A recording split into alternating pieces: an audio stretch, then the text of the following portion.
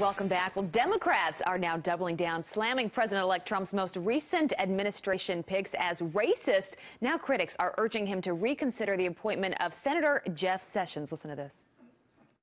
He made jokes about the KKK, that he made racial slurs, used racial slurs. He's going to need a very thorough vetting. Many of those statements, they're old, but they're still troubling. He pushes out Sessions, who is, the most troubling member of the U.S. Senate when it comes to race. If he was not good enough to be a federal judge interpreting the law, how then is he good enough to be Attorney General actually enforcing the law? All right, well, here to weigh in is Fox News contributor and the niece of Martin Luther King Jr., Dr. Alveda King. Doctor, good to see you this morning. Good morning. How are you? And good. To all of our viewers, good morning. Good morning. Yeah. So you just saw that clip we played. We've heard from the media now, members of the Democratic Party, throwing around the racist term almost like it's nothing. What do you make of that? Well, we here in America have brains. We can think, we can investigate for ourselves. Playing the race card used to work because nobody could find out the truth behind the matter. Senator Sessions prosecuted the Ku Klux Klan. Senator Sessions, went and desegregated schools in Alabama. But no one's talking about that. Those are not...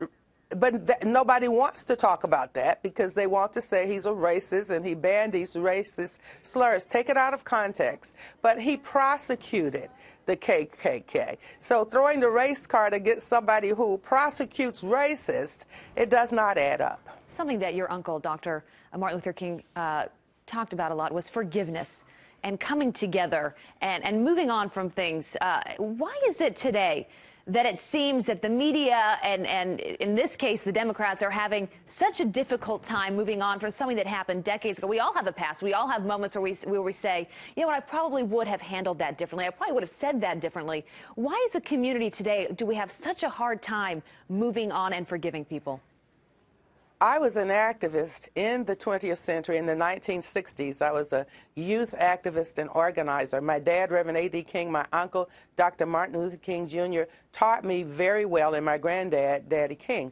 Now, George Wallace, during those times, was one of the most racist people in our history. And yet, through love, through communication, and through resisting nonviolently, George Wallace repented.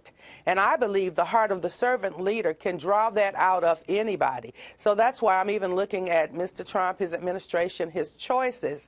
What would Jesus do? What can I say that will heal? So I'm encouraging Mr. Trump and his picks not to go on the defensive, but to assert that we want to heal America.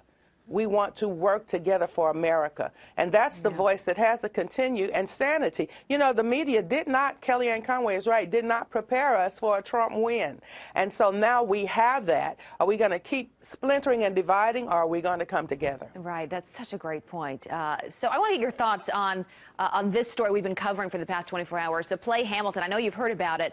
So the cast basically gave a lecture to Vice President-elect Mike Pence. He went there with his family, trying just to enjoy a Friday night out, lectures him about politics at the end of the show. He even gets some boos from the audience. What is your reaction to that? That was a seize-the-day moment. And so the lecture came, and I think that Vice President-elect Pence, from my understanding, just kind of quietly got up and went outside, but he waited until he heard the whole rant or chastisement. Now, I believe that if I had purchased a ticket and I was just part of the general audience, I would have expected to see a great performance. I might not have wanted to buy an opportunity to hear a lecture, So perhaps that was a seize the day, seize the moment. America does have problems. Right. Much of America is fearful. So I believe now is the time to say we are going to make America great. We're going to heal America. We're going to work together to do this.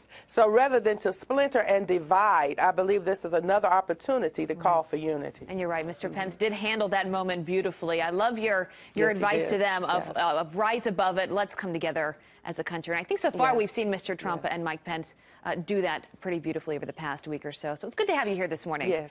Dr. King, thanks for joining us.